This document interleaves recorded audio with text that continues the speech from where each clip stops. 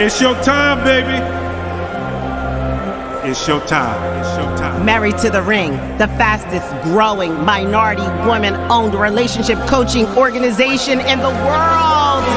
Bringing marriages back to the forefront of the globe. Ding, ding. Stop facing off with each other. Flip the us versus the world. Deeper connection discovered. Ding, ding. Married to the ring. Married to the ring. Married to the ring. Yeah, honey, dedicated to the ring. You're supposed to be dedicated, instead you faded. With a love you're supposed to bring, with a happy home, with a place of safety. I'm in no cold with no cold and you chase me back to a deep dark spot. I call on God, that's all that we got.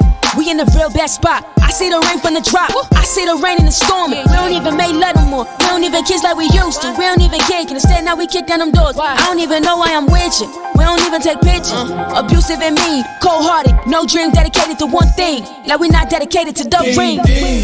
Married to the ring right here. We got a blueprint now, so the way is clear. Ding, ding. Stop facing off with each other. Flip the us versus the world. Deeper connection discovered. Ding, ding. Married to the ring. Married to the ring. Married to the ring. Okay, can't divide a fool in his pride. When her lie bound to break the vow to his bride. Tried to hold back tears in my eyes when I realized I'm the why you dying inside. I'm hiding the truth. I'm only alive cause of you. My life was on the line, you came through. Instead of gratitude, all I gave you was attitude. I made an issue of your moves and drove you to solitude. Notice me, been hurting all the while, yelling, woe it's me. Now my wife's in the cold, all alone in the car with my kids. In this ring don't mean a single thing. I need her back in my life, would you intervene? Cause where her heart used to be is now a deep ravine. Supposed to love her like Christ, love the church, and what hurts me the worst is I'm a king that's without his queen. Only married to the ring. Married to the ring right here. We got a blueprint now, so the way is clear. Ding, ding. Stop facing off with each other. Flip the us versus the world. Deeper connection discovered. Ding, ding. Married to the ring right here. We got a blueprint now, so the way is clear. Ding, ding. Stop facing off with each other. Flip the us versus the world. Deeper connection discovered. Ding, ding. Married to the ring. Married to the ring. Married to the ring. Ding, ding. Married to the ring. Married to the ring. Married to the ring. It's your time, baby. It's your time. It's your time. Married to the Ring, the fastest growing minority women-owned relationship coaching organization in the world. Bringing marriages back to the forefront of the globe. Ding, ding. Stop facing off with each other. Flip the us versus the world. Deeper connection discovered. Ding, ding. Married to the ring. Married to the ring. Married to the ring. Yeah, honey, dedicated to the ring. You're supposed to be dedicated, instead you faded. With a love you're supposed to bring, with a happy home, with a place of safety. I'm in no cold with no cold and you chase me back to a deep dark spot. I call on God, that's all that we got. We in the real best spot. I see the rain from the drop. I see the rain in the storm. We don't even make love no more. We don't even kiss like we used to. We don't even care. Can instead now we kick down them doors. I don't even know why I'm with you. We don't even take pictures. Abusive and mean, cold-hearted. No dream dedicated to one thing. Like we not dedicated to the ring. Ding. Married to the ring right here. We got a blueprint now, so the way is clear. Ding, ding. Stop facing off with each other. Flip the us versus the world. Deeper connection discovered. Ding, ding. Married to the ring. Married to the ring. Married to the ring. Okay, can't divide a fool in his pride. When her lie bound to break the vow to his bride. Tried to hold back tears in my eyes when I realized I'm the why you dying inside. I'm hiding the truth. I'm only alive cause of you. My life was on the line, you came through. Instead of gratitude, all I gave you was attitude. I made an issue of your moves and drove you to solitude. Notice me, been hurting all the while, yelling, woe it's me. Now my wife's in the cold, all alone in the car with my kids. In this ring don't mean a single thing. I need her back in my life, would you intervene? Cause where her heart used to be is now a deep ravine. Supposed to love her like Christ, love the church, and what hurts me the worst is I'm a king that's without his queen. Only married to the ring. Married to the ring right here. We got a blueprint now, so the way is clear. Ding, ding. Stop facing off with each other. Flip the us versus the world. Deeper connection discovered. Ding, ding. Married to the ring right here. We got a blueprint now, so the way is clear. Ding, ding. Stop facing off with each other. Flip the us versus the world. Deeper connection discovered. Ding, ding. Married to the ring, married to the ring, married to the ring. Welcome to Married to the Ring. This your gal, Tanya Williamson. Hey, listen, today we're going to touch on a topic. If I can face it, I can fix it. I'm talking to every marriage couple out there. You know, right now, I know it's the first of the month. It's the beginning of the year. We had an amazing last night. Some of us and some of us didn't, right? But guess what? I'm here to steer up some change, some positive change that will be able to help you navigate through the next. You know, I always say to everyone, you know, in the first month of the year, not every married couple is happy. Some have actually already started to set New Year resolutions who are on the verge of separating or have already separated. But I want to tell you right now, you are not alone. You are not alone. In this episode with my special guest, Lakweshia Ewing, we will discuss some of the reasons why, you know, couples could potentially break up and how to avoid them. And we will also talk about how to cope with how to move forward so you can secure a win, right? We want to give your giants that have been plaguing your marriage, right? Your love life, the ultimate knockout blow. So stay tuned. Look, we're about to delve in because we want to set your relationship up for success at the beginning of the year. Say, listen, at the beginning of the year, we want to set you up for success. So chime in now. So, hey, Lakweshia Ewing, my Hi, favorite girl all the way out there in Tennessee. how are you? How I are am you? doing fantabulistic now that I see you. You look amazing. You have an amazing story to share. And so, you know, tell our audience here at Married to the Ring who you are. I know some people really know who you are because you have a good relationship with us. But just give our new participants an intro. Sure. So I'm Lakweshia Ewing. I'm the CEO and founder of Unlearn Everything and Live LLC, which is a consulting firm that focuses on strategy, leadership development, racial equity specifically. So I got into this work. Because I care about people. So I focus on the human-centered aspect of all of those things. So not just the theories or but the application of what that looks like within organizations, governmental, faith-based, nonprofit, you name it. I've worked with major 500 Fortune 500 companies or smaller neighborhood groups or churches, right? So unlearn everything and live. We believe that the 21st century illiterate won't be those who can't read or write, but those who have the inability to learn, unlearn, and relearn. And so we're actually ushering people into that to be able to see where they can help make their business or their organizations even better and redefining success for themselves. So Wow, I love the that's what I word. do. I love the word when you say redefining success, you know, Yeah. redefining success. What does redefining success look like to you? Especially given your background, right? As a child, your father, share that. I want them to know who you are so we can kind of warm up to you. Yeah.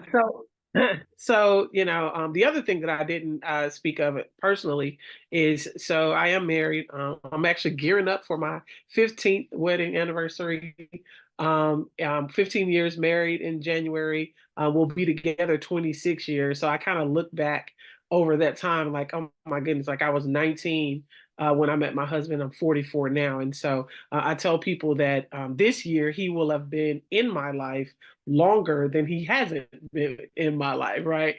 Because I've known him over half my life and been married half Wow. my life, or at least in relationship, because 26 years is a long time. And so I've been reflecting a lot about our relationship and how we got to where we are, and much of the growth that was needed for myself personally, but definitely to be able to become a wife and a good wife for my husband was to kind of trudge through what I call daddy issues, right? And so I have a book that I wrote about all of that. My biological father. My book is called "While They Sat by the Window." Unlearning Mm. the effect. of broken father-child relationships. And so in that, what I had to learn was that the fact that I didn't grow up with my father, even though I grew up with a father, I didn't Mm-hmm. grow up with my biological father, Mm-hmm. that I had to learn how to very early how to adjust and how to redefine certain things in my Mm-hmm. life.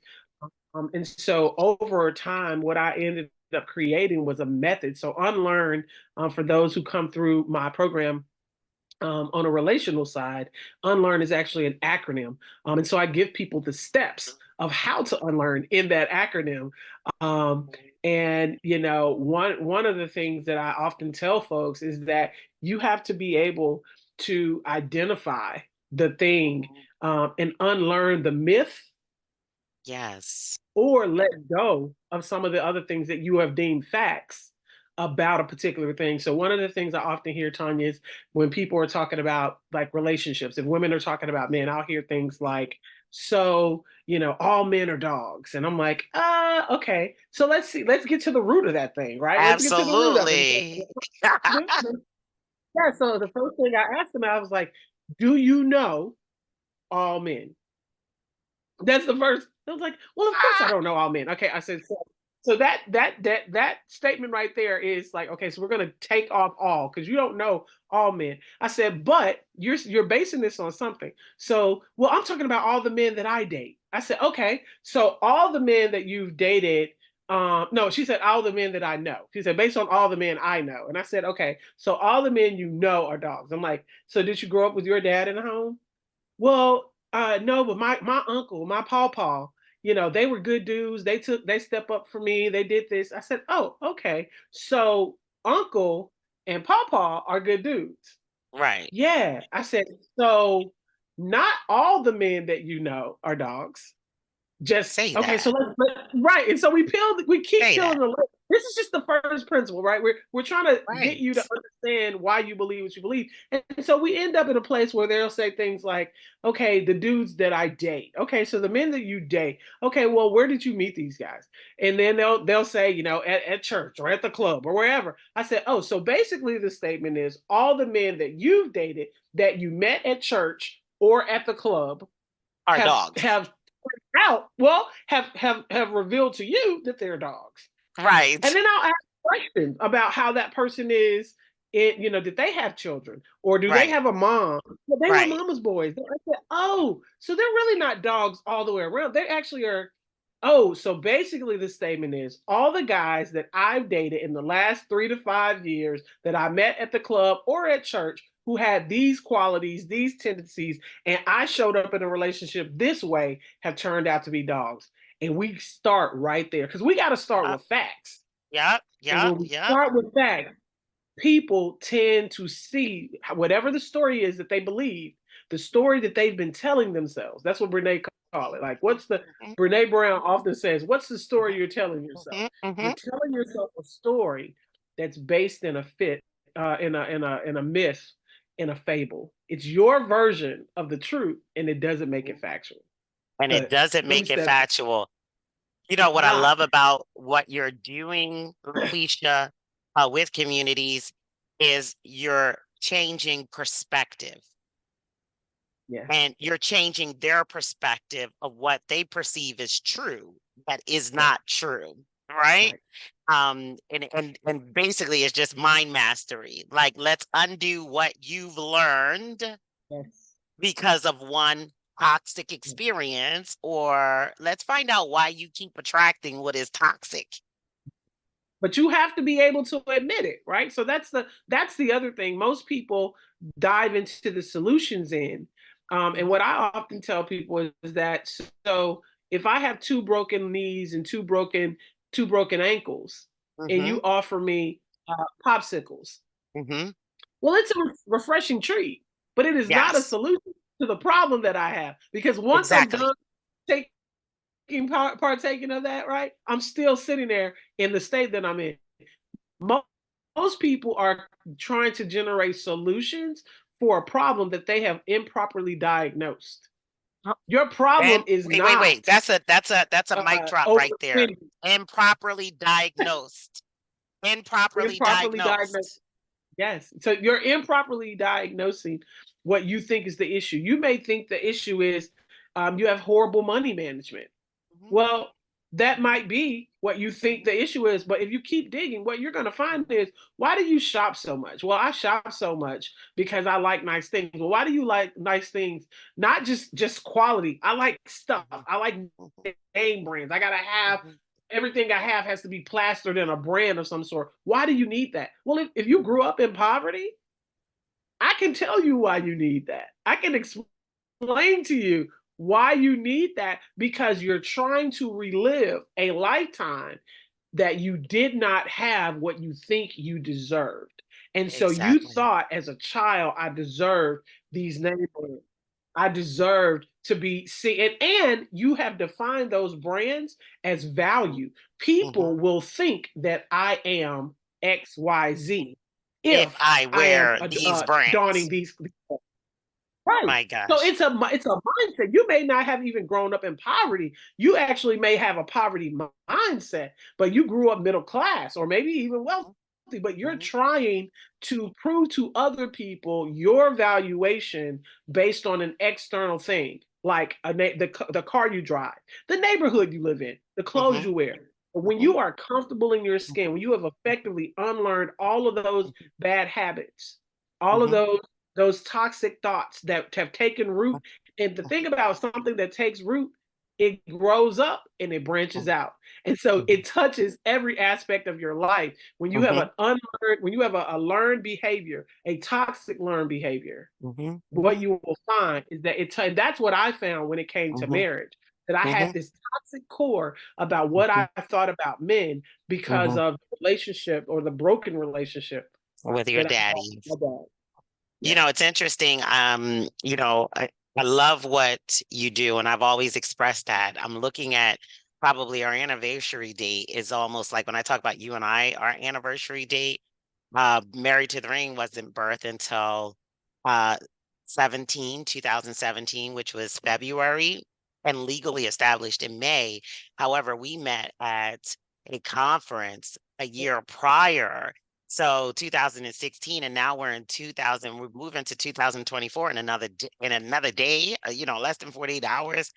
And so that's a 7-year relationship, right? Yeah. Yo, we got work to do. We got work. You know, we got work We to headed into do. that new beginning. Yeah, yeah, yeah, we got Like work to fresh do. start.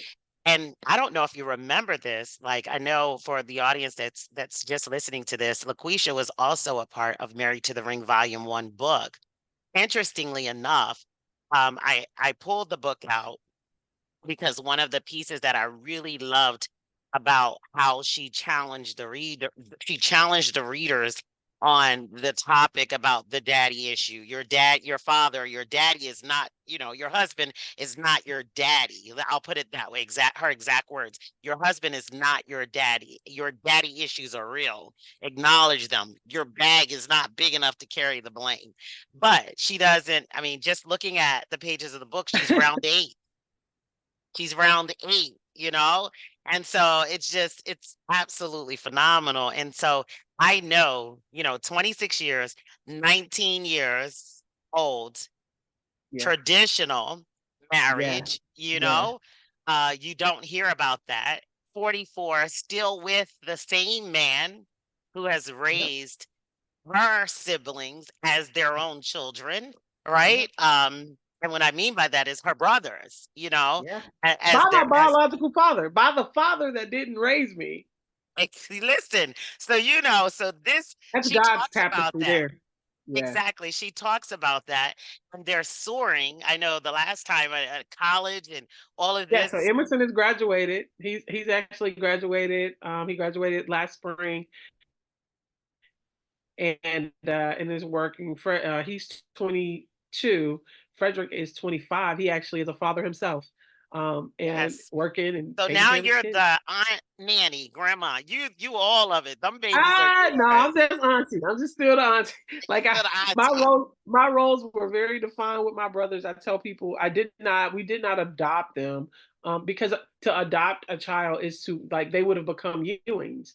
We already have a relationship, and so the worst thing you can do is create the toxicity and understanding who you are to a person. I never wanted them to think that I was trying to replace their mother, because I wasn't. I'm your sister who loves you, who's giving you the care that you need in the absence of your mother, your mother being alive, and our father being well, because he's addicted to alcohol and drugs. And so I'm stepping in to care for you, but I need you to understand that I'm caring for you as your sister. I'm not caring for you as your mom, because I'm not your mom. I'm your sister. Right, And I need you to right. understand that people can care for you and love you in the roles that they're in. They don't I didn't have to redefine myself to love you. And that's the thing. There's a lot of people that are trying to become these main characters in people's story when they really are extras. Like you are a background player in this person's story.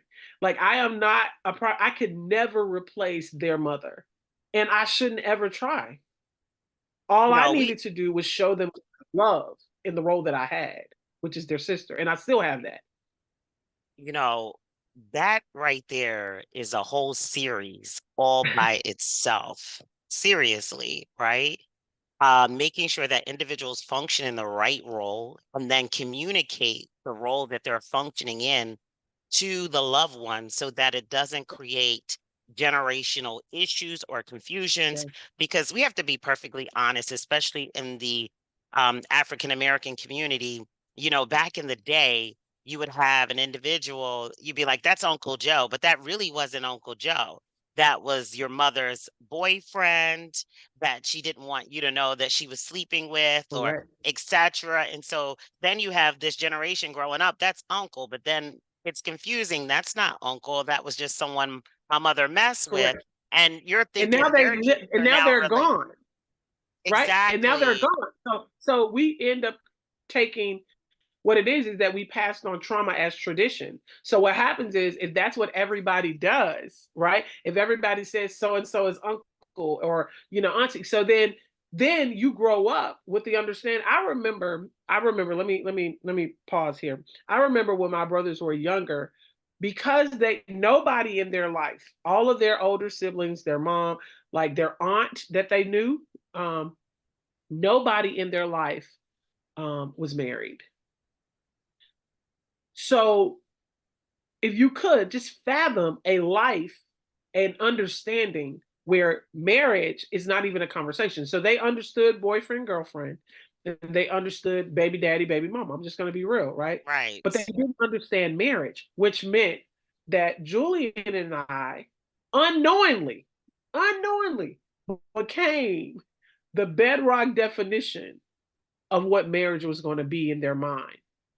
So we had to do it very, very strategically, because we had to help them unlearn the relationship between a man and a woman. So just because we are angry, just because we Mm, disagree, we don't yell, we don't disrespect. Julian's never laid his hand on me. He didn't curse me out. Like, you can mhm. have all of these things. You can have all of the disagreement and the anger or whatever, but you don't treat people that you love and that you're married to and that you're in relationship, God ordained communion and fellowship with, this way. And so we had to explain to them the difference between a marriage and its covenant and a baby daddy and his situationship. You said a whole mouthful, and I love the way that we are positioning this, because we go back and we talk about really what you do today is as a direct result of you learning how to unravel the problematic state of what your relationship was non-traditionally Yes. from your childhood, From right? my childhood. Yep. And, you know, ironically, this is not uncommon. Right. This, what you're doing or what you've lived Right. is not uncommon, but what you're doing is uncommon because you're unraveling what is not common, right? And so the odds, like Yeah. you're the minority and the minority that want to confront and address and say, we're going to break the cycle here. But you have a large majority that's like, I don't want to, because I want you to hush that. I want you to put it underneath the boat. And I'm going to talk about this in the upcoming weeks with Married to the Ring, because I just experienced something that just really blew my mind. And I think I talked about it 10 years, about when Married to the Ring first birth, how I had a relationship with my son's father, but I was in college. And while I was in college, I didn't know that he was married. I didn't know he was married, right? I was at one of a friend's house, and after I had been dating for a period of time, and I see these children running down the street, and I was like, they're like, Daddy, and I'm looking down the other way, like, who are they talking to? And they land in his lap, right, Lakwesha? And I'm like, what is this? But no one ever told me he was married. So I conceive a son, right? And I didn't know that he was married until my son was 18. Now, interestingly enough, we're going to talk about this in that next series at the end of the month. I didn't know. So here it is. I'm an innocent bystander, but he had been separated from his wife, and I really didn't even know. Still thinking, he doesn't have a relationship. He's divorced because she's pregnant the same time that I am, but she's pregnant by another Wow. man. So I don't know. But interestingly enough, fast forward, when I learn about this, I learn about it when I'm a Christian, like, oh my God, I committed adultery.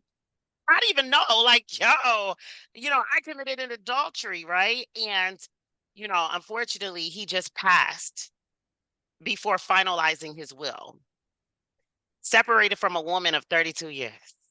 And it was a nightmare. You understand what I'm saying?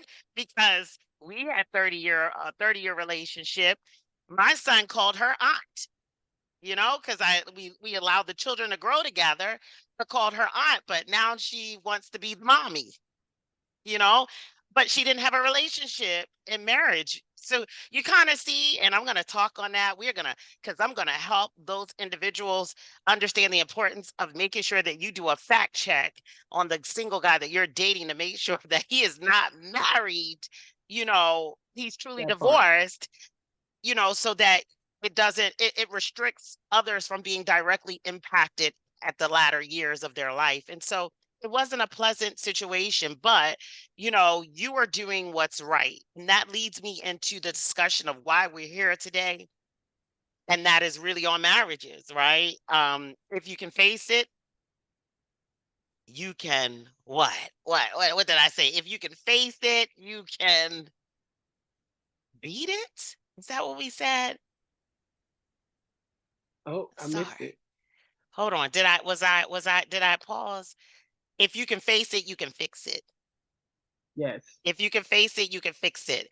And I gave you the call and I said, Lakwesha, I need you to talk through this because, you're approaching your 15-year anniversary on January 10th. So I want to say yes. And I'm approaching my 11-year anniversary on January the 17th, right? You Oh, have a wow. traditional marriage, right? I have a non-traditional marriage because I have a blended family, but you come from a non-traditional entry into this world, right? You didn't come Yes. from a traditional path, right? You didn't Right. come from a traditional path. So you had to unravel, you actually took the lessons learned from your past childhood in a blended situation and said, this is what I'm going to do as an adult, and make all of the changes to break this specific cycle. And so I applaud you for that. But what do we do about the situations? And that's why we're here today, about those individuals who have blended marriages. Right now, it's the first of the year. By the time everyone will see this interview, it's the first of the year. I know we are really, pushing on marriages coming back to the forefront of the globe. We've been talking about this for some time. It isn't anything new. But, the truth of the matter is there are marriages, a large percent of marriages right now in the United States of America that are struggling and are on the verge of separation and on the verge of divorce or on the verge of, moving out of their residence and trying to unlearn their marriage in order to relearn how to live single again. You know what I'm saying? And so that's the clarion call of the individuals that we are actually targeting today in this podcast. But we needed to let a little bit of background because we are not inexperienced individuals coming to the table. What we're saying is that we want to be transparent with our current states. We're also relatable. You may see us doing things well now, but it took work for us to get to where we are. And so that's why we're saying marriages, if you can face it, you can fix it. And so I wanted to share a little bit of the journey and why Lakweshia was so relatable to me, specifically during that period of my life. And we laughed about it because ideally, separation is not fun. You know, it is very toxic. It's very weighty for a couple who cannot um, communicate effectively, or they're at wit's end and they just really feel like they've exhausted all of their means, right? Yes. Right, Lakweshia? And we see this a lot in the body of Christ, right? We see leaders at very high level positions that are living separate lives. Uh, I was one at one time, right? Living separate lives, living in two separate residencies, doing different things and taking a different path. But let's talk about that, Lakweshia. How do we want to spin the direction of, just letting people understand first, trauma is real, right? Trauma, So, trauma, trauma is very real. And the thing about trauma is that we've been taught that it looks a certain way. And so people will enter into marriage or into a relationship with other individuals thinking that what they're seeing, how they are, they'll say things like, this is just how I am, or that's just me, right? All of those types of phrases then allows you to put on a blinder to the behavior that you now exhibit as a result. That's a trauma response. Literally, it's a trauma response. And so we're going into relationships thinking that this is my preset definition. I remember, and some of the trauma comes from church. Like I remember being taught for years of what a wife is and what a husband Mhm, is.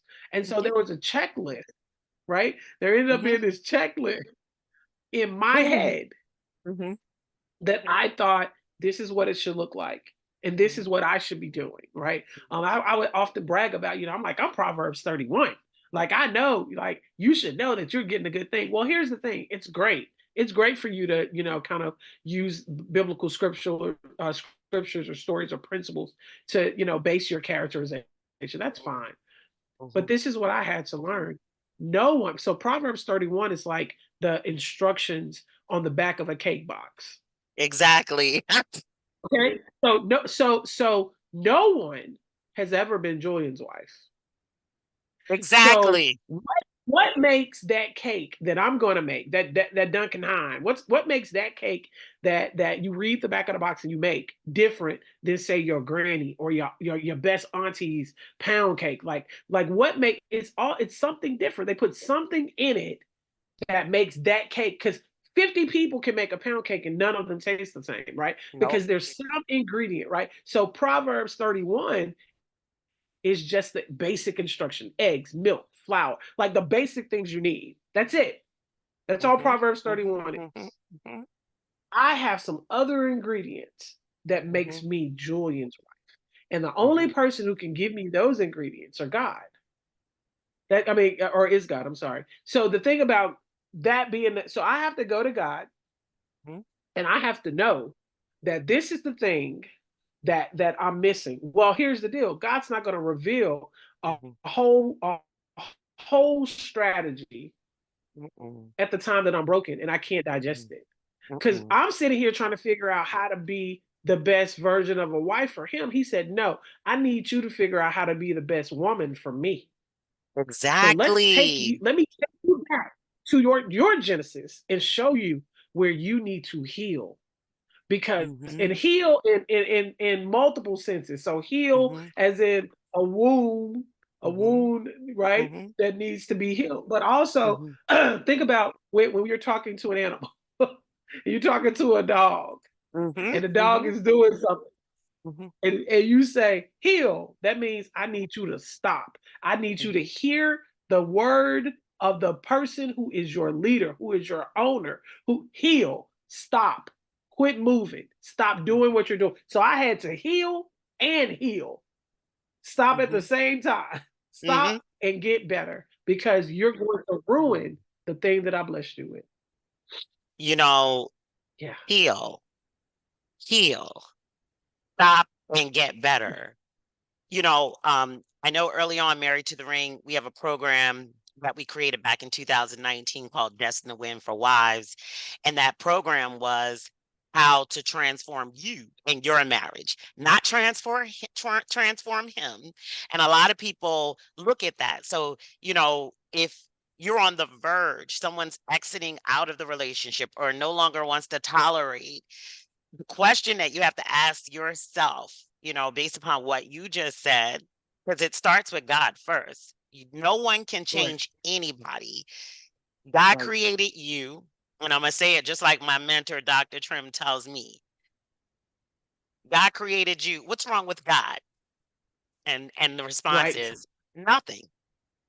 God created you in his image and likeness. So if he created you in his image and likeness, what's wrong with you? Nothing. Yep. And so it's like nothing's wrong. However, along your journey, there was some things that you inherited. I like to say, like, there were some things you acquired. There were some practices along your journey, and that were not like God, And so you have to go back to the one who created you and say, okay, let me understand how to align myself with you so that I then know how to deal with this marriage. Because the only person they can clone whatever they want to clone in the universe, but they can't clone man and they can't clone marriage. Marriage is the highest That's institution. right. It's one that, they're trying to violate it with different rules and regulations. But the bottom line is this is uniquely created and divined by God as the highest institution. And so, to your point, he's calling individuals in the marriage if they're separated right now. So to you out there, that if you are separated and in a different household, focus on you. If you are still in the household and it's still not working, focus on you. Not from a selfish perspective, but focus on what it is deep down on the inside of you that's creating a perpetual pattern of certain instances that you need to change. Now, fast forward, because I know we can't drop all the nuggets here. Some of it may not be you.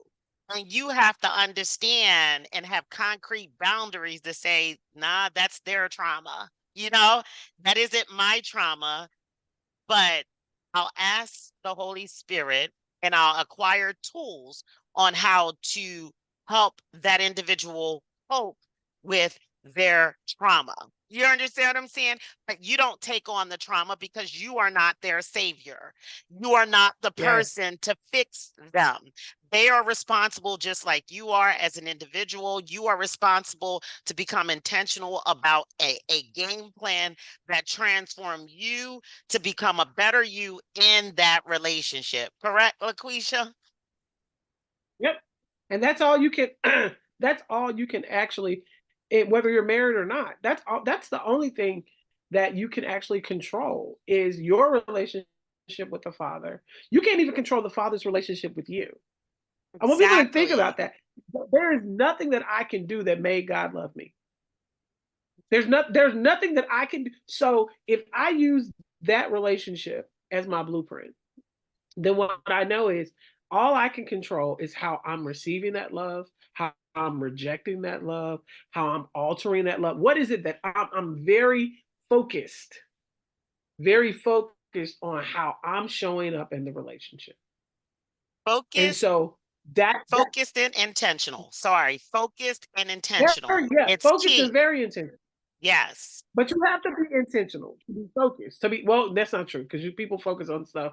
But but focused and intentional relationship building looks like within an organization or a marriage.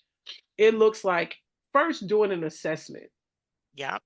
Let me see where I am. Most people, again, they don't know where they are. You don't even know where you Exactly. are. You don't even know that you're trauma bonding with somebody. That there's a person who's just as broken as you, and the thing that y'all have in common is your brokenness, and you're clinging on to each other for livelihood, Mm-hmm. right? Mm-hmm. And so what tends to happen in those relationships is that neither one of you are getting better because you're holding on to the hurt.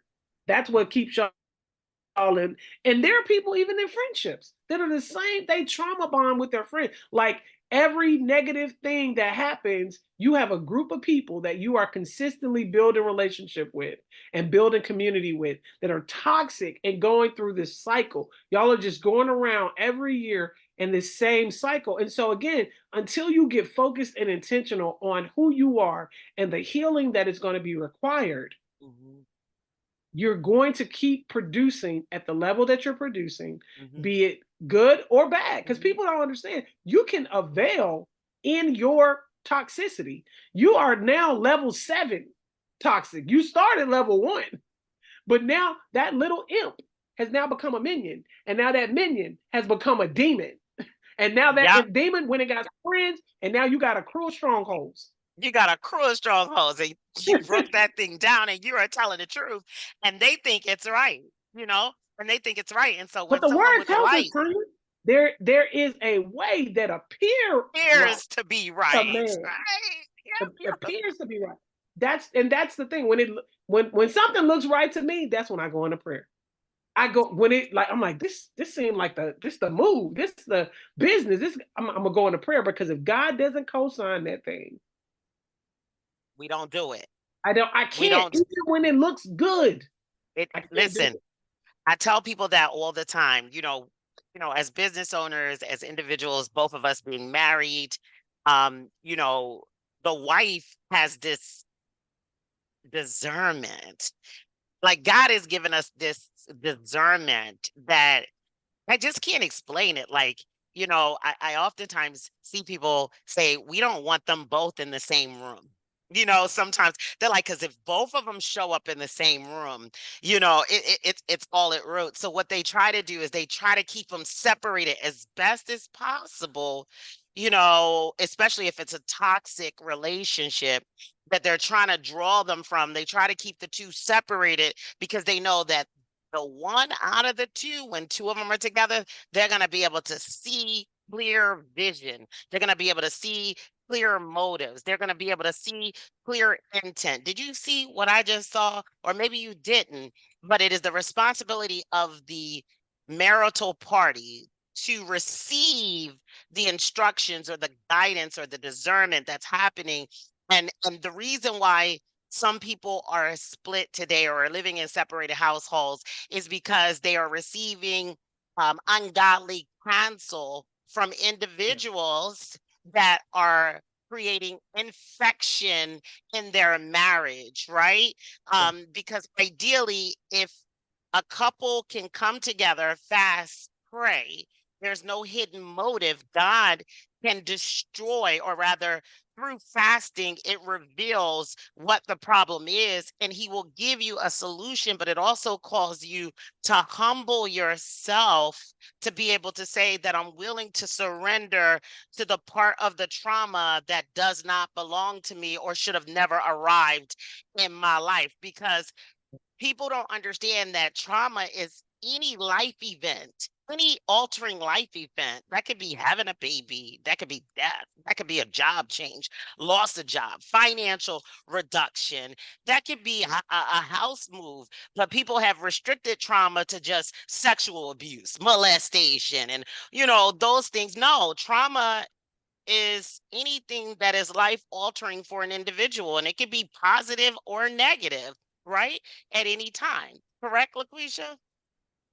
Correct. Yeah. So that's the other thing about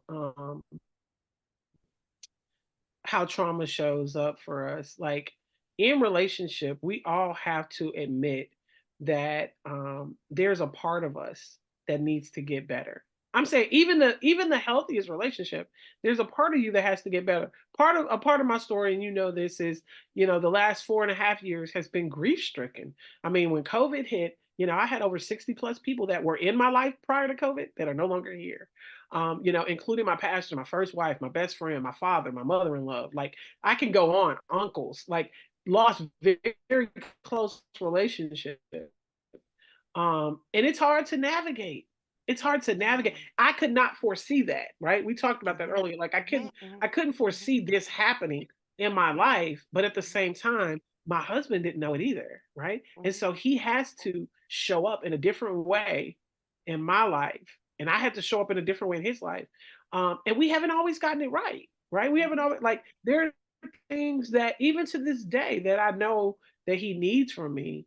And I'm still trying to become the better version of myself that can produce that for him, right? So it's like this is not a complete work. Like there's not a summit that you're gonna get to the top of and plant your flag. Like no, you're consistently evolving and trying to become. So that's why your base can't be rooted in something toxic, because when the wind comes, you have to be able to stand on the thing of God that is true about your relationship, about your marriage, because the wind is going to come and it's going to, and I tell people I'm bit like those last 4 years, I've been bit. I I suffered a stroke earlier this year. I'm going into 2024 not looking like what I've been through in 2023 at all. Exactly. But there's a Exactly. root there. And the root there Mm-hmm. is being able to say to people, Mm-hmm. with God, without God, I'm sorry, I am nothing. With God, I can do all things. And I'm okay with not knowing what those things are. Because that's the thing. One. We don't know what those things are. But if I believe the word of God to be true, then I know I can do all things through Christ who strengthens me, because he ordered my step and he's telling me that this is a part of your journey. Like I said, there's a place between the prophecy and the promise, and it's processing. I'm being processed to go through this, because what I didn't know was that from when I was told what my life was going to be, prophesied what my life was going to be, all I saw was that promise at the end. And I didn't know that I was going to be 60 people light. That some of the people that are walking with me now won't be walking with me then.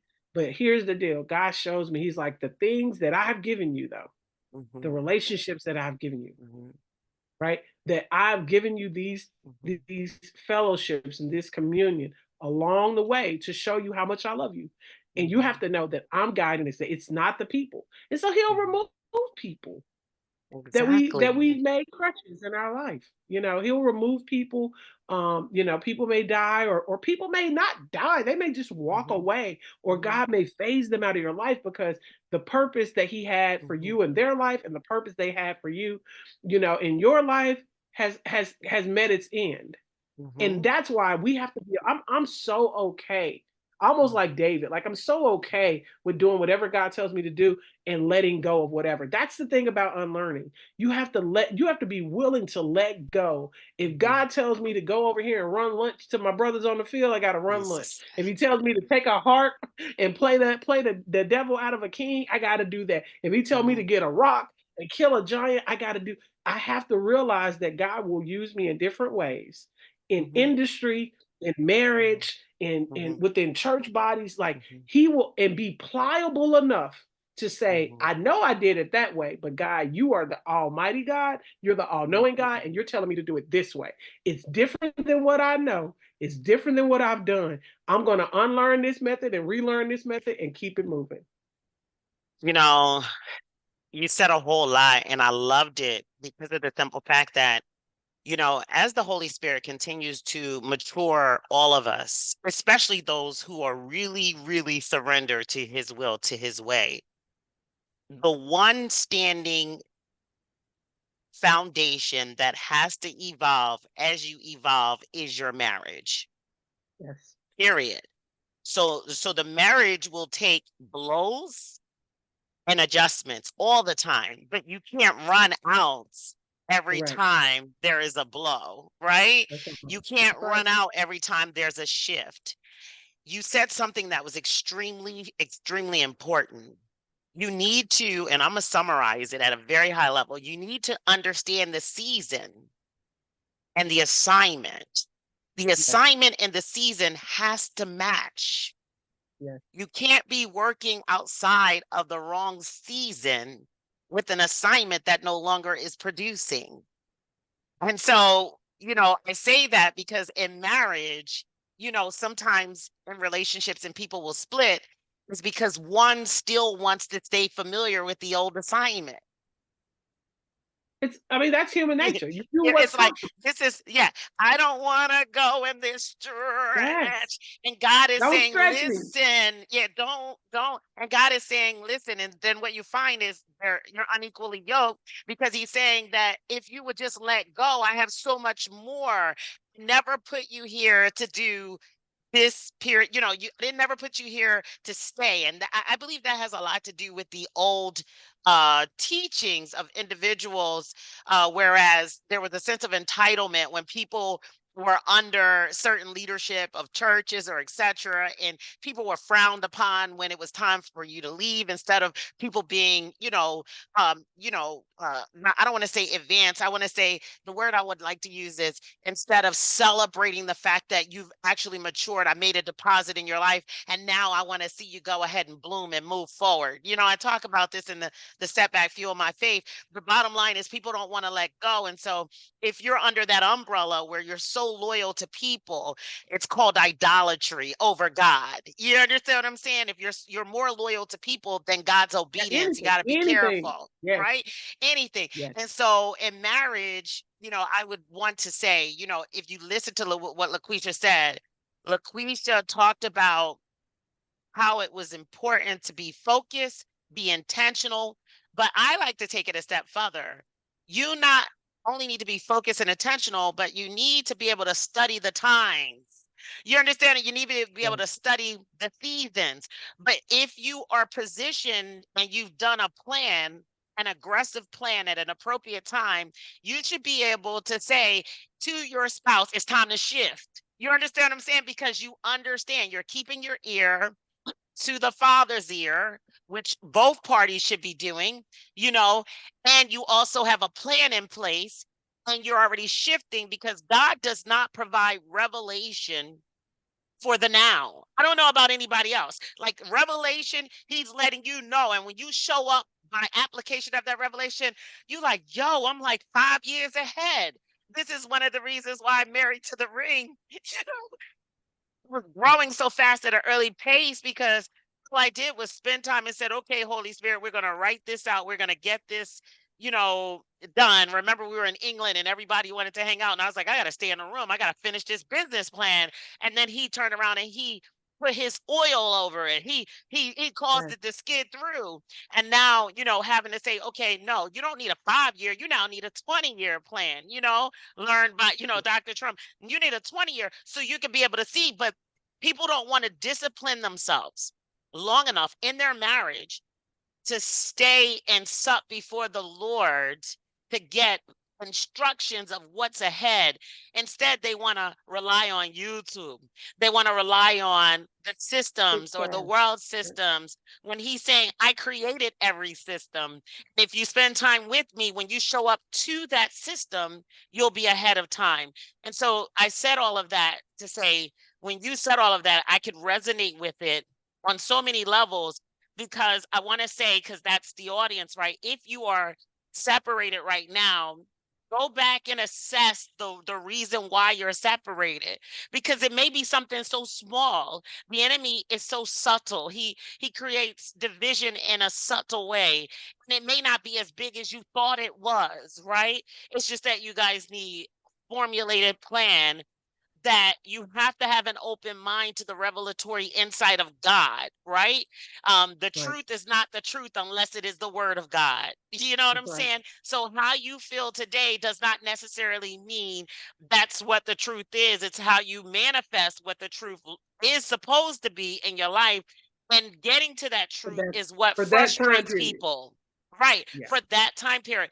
That's what frustrates people. And people have the spirit of regret because they stayed in land. I like to say land, or they stayed in a season too long. And when you stay in a season too long, then people start passing you because guess what? You've now considered that season, I would say, as another form of idolatry because you chose to sit in a season that God is saying, I can't. I got a whole mouthful of people over here that needs to see your marriage, but you refuse to make a move because you are comfortable. Right? I don't Yeah. know. I'm getting all excited because this is just passionate about seasons, timing, and revelation. But with that, when you talk about transition to the promise, no one wants to talk about the process of conducting their due diligence to get to the promise, you know, and they don't want to talk Yeah. about faith, how you have to apply faith when you don't quite understand, and how you have to say no to people Yes. and loved ones that you never thought that you would have to say no to, because God knows that the time that you're allocating is the time he needs you to discipline yourself over in one area, but you choose not to. And so now what's happening is they're snatching the time that is required because it may take you more time to do because it's a new item, but now they're snatching the time and you're setting back time on what needs to be accomplished.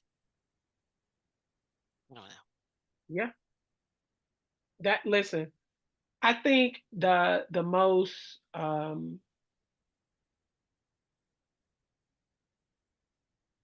heinous maybe is the word. I'm thinking of a harsh word that's not as harsh, but it's heinous. The most heinous thing we can do is sit on something that God has shown us, and think that when that we have all the time in the world, right? We don't.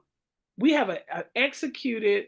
I mean, I'm sorry, a specified time to execute what it is God has given us to do. And so when we sit here that no man knows the day or the hour, people always think of, like death in your physical body.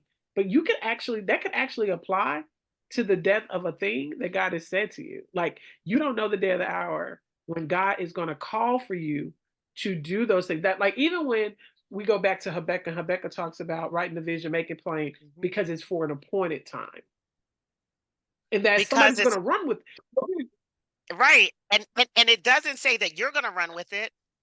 It doesn't, it's Someone's someone's going to going to run. run. Yeah. So that means that as soon as But you but write it there's out, nothing.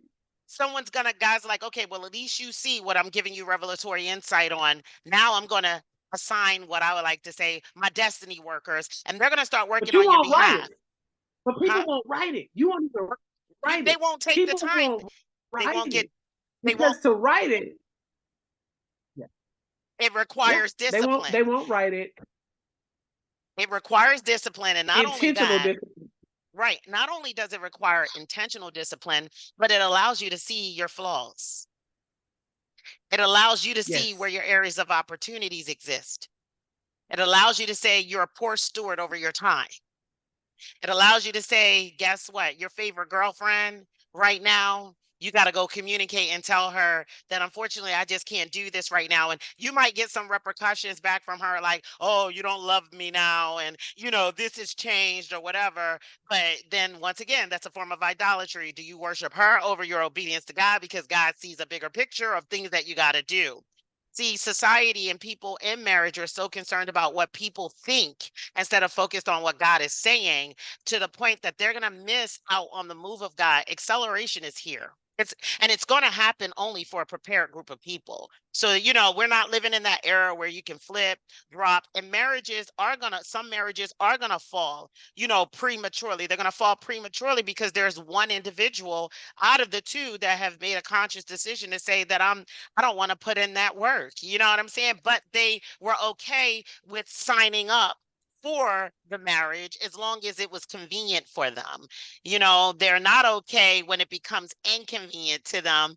Now they want to look for someone else or something else that is more convenient, when in fact God is saying, no, I want you to be uncomfortable because I've given both of you the capacity to stretch yourselves in order to accomplish what it is. Because you said earlier on in this conversation that Proverbs 31 is just a set of instructions on the back of the book. It's just a set of instructions, right? Okay. But the ingredients on how to bake that Duncan Hines cake that's customized for Julian can only be distributed by you, not anyone else, right? And so what happens is people need to learn the ingredients of their spouse, not the comparison of other spouses and sibling spouses and what they're doing and how they do what they do. Right. They need to focus on their own ingredients, because how do you know that you're not the one to deliver all the other spouses? Because what looks good on the Exactly. outside may not be good, because behind closed doors they've mastered they've mastered how to mask pain. So that's a Yeah. whole nother topic. I'm all passionate over here. Say, Tanya, slow down. Listen. I mean, we gave him some nuggets today, right, Lakweshia? We better pull Yeah. it in a little bit, because we could preach all day about. I think you know we just want you to get back home. If you can face it, you can fix it. If you Yeah. can face it, you can fix it. I can talk to that. I can talk to that situation. I can relate to that situation. My friend Laquisha saw me walk through the situation, and I believe I walked through it with grace. Yeah. And a lot of people were probably like, "You're crazy, run out of that marriage," right? But I couldn't, because God didn't release me. You know what I'm Right. saying? And he doesn't release what he can't fix. Come on now. God, you guys be playing God too small out here in these streets, right? God can fix whatever he want to fix, but he needs you to be disciplined enough to say, okay, let me focus on you right now and you do all of this. And then whatever is not right, I will fix it, and I'll bring everything back together the way that it needs to be brought back together, right? So his, you know, the thing that I love about God, even at the time that you were walking through what you were walking through, is everything that he's doing in us and through us is for the betterment, not just of other people, but for ourselves. You had to go through the process the way, because you learned a strength, you learned a prayer style, a dedication, a loyalty, a revelation. Like, you learn all of these processes, tools of God, right? That you never would have learned had you not been processed this way. And here's the thing, he will Exactly. take the relationship. I tell people that family Mhm. is to help keep you saved, right? You have family. They teach you those things about greed and lying and all that. I said, but marriage is to make you holy. It's to take that sandpaper. Righteous. It's the only thing that can rub that unrighteousness that you thought wasn't there off of you. Because we all, especially if you're consider yourself a church girl, right? Like, you like, I'm doing right, I'm living for the Lord, but it's still, he's always trying to perfect us. And so in the effort to perfect us, that means you have to lay vulnerable for the Lord. You have to say that I've missed the boat sometimes. You have to say, God, use me, process me, show me. And when he does that, there may be some little corners of vile things inside of you that he has to carve out. He has to smooth out the edges. And then what happens is, for the next season of your marriage, he needed that thing to be better. And that, Come and on so now. then the next season is going to be something else that he reveals, It's because it's another, yep. we're continually being processed into a perfected work of God. And this is going to be, and he put us together so that we can be that for each other.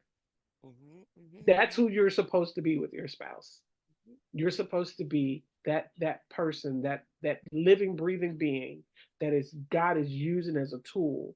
And that's where I tell people, if your marriage is not making you better, if your marriage is making you bitter, if your marriage is making you meaner or more distant, you need to go back to the beginning. And if you can't find God at the beginning, it's like putting on a shirt. Have you ever put on a button-up shirt and you button it up wrong? Come on Here's the here. thing: the collar gonna be Come high on on one here. side, Come right? on here. But it's fastened. And if Come that's on good here. enough for you, if that's good enough for you, and that's good enough for him, then y'all are gonna always be walking around lopsided. It's never gonna. But Unequal. if you want to do it right, if you want to do, you're gonna have to go and unbutton that entire shirt, go And back start to from the root, scratch.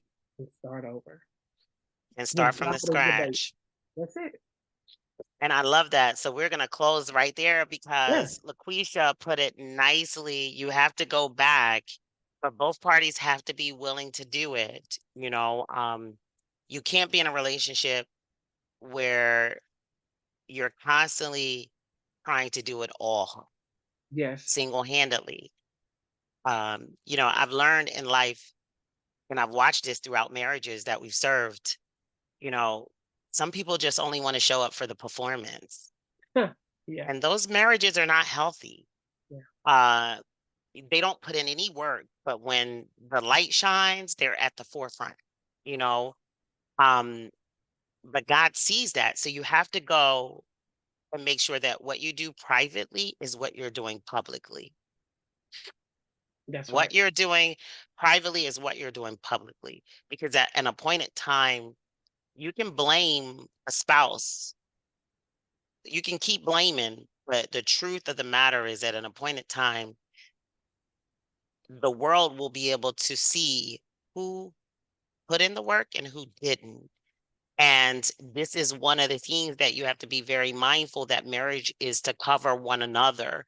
So no one should be being exposed Yeah. individually at any time. Both parties should be being, when we say exposed, they should be being introduced to the world collectively together, Yes. right? Because they've put the time in. And so, I'm so excited. I think Laquisha, you know me, I'm very excited. This is an area that we're very passionate about with marriages. And I'm looking forward to our partnership and continuing partnership on a lot of the things that we are going to be embarking upon at Married to the Ring, and especially with things that you're doing in the Unlearn Everything and Live environment in the industry with businesses and small businesses. And so, where can they find you at? Oh, sure. Leave a nugget. Yeah, so I can be found on my website, www.unlearneverythingandlive.com. That's unlearneverythingandlive.com. You can follow me on Instagram at unlearnlive, or you can just follow me on Facebook at Lakweshia Ewing. That's Lakweshia Ewing, Ewing. We are looking to partner to come speak, to come teach, to come train, because God is doing something right now. There is a movement that is existing right now, right before our eyes, that is requiring strong unity, strong partnership. And you need to look at that, be it a business or a marriage. You Mhm. need to look at who you are walking, because two cannot walk together unless Unless they. they agree.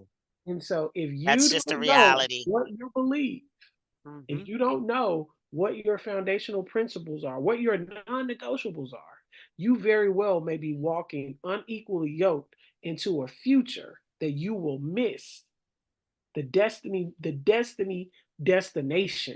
that God has for you, because you're going to the left and your destiny is to the right, because the person that you're yoked with is not in tune with what God has for your life. And so I'll just leave people with the fact that unlearning is probably one of the most liberating things that I've ever done. I can literally relinquish Mhm, mhm. anything that God has ever given me, because the basic principle that he showed me was that this entire world belonged to him. And therefore Yeah.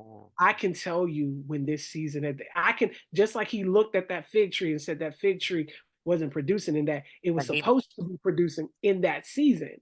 It was Mhm. supposed to have fruit, and it didn't. I can make it to where we're That's done with right. it. And so Right. just know that, you know what, Lord, whatever you say do, I will go. Whatever you Mhm. say let go of, I will let go of. Mhm. And what Mhm. we'll find is that when we are willing to take that mindset, then we're willing to unlearn some things. We're willing to say that, you know what, this isn't my friend. This was a friend. And it might have been a friend for a month, a friend Mhm. for 5 years. But Mhm. like, God, I've unlearned this ownership of Mhm. things. You are the creator of all, that you are the owner of all. And I'm a king's kid. So I'm gonna let Mhm. go, whatever you say, let go. I'm gonna hold on Mhm. to what you say, hold on. I'm gonna move, I'm gonna stay, I'm gonna heal, I'm gonna Mhm. heal, Mhm. I'm gonna do all the things at your pace because you've ordered my steps. That's what unlearning Absolutely. is about. Absolutely. I really thank you, LaQuisha, for that and sharing that. And that's very important. So whatever state that you're in, just to recap, Yeah. if you're currently not living in the residence and you have to make a decision, do you want it to work first? That's very important. If you feel as though you no longer is exhausted all means, then you need to make sure that you handle things in a proper and mature manner. And if you have taken some of the nuggets or take some of the nuggets that we're offering today and reevaluate. So that means assess, determine, go back to the bottom of that shirt and say, Uh-huh. okay, well, we're going to have to start. And it's okay. Don't be ashamed if you got to start back at the remedial level and then build back up so it's collective and it's cohesive. That's what you need to do. You owe no man no explanation. All you owe is quality time with the Holy Spirit to be able to guide, lead, and direct you. And so I just want to thank you again, LaQuisha. I care for you, and I appreciate you. Thank you so much. Thank you so much, Sonia.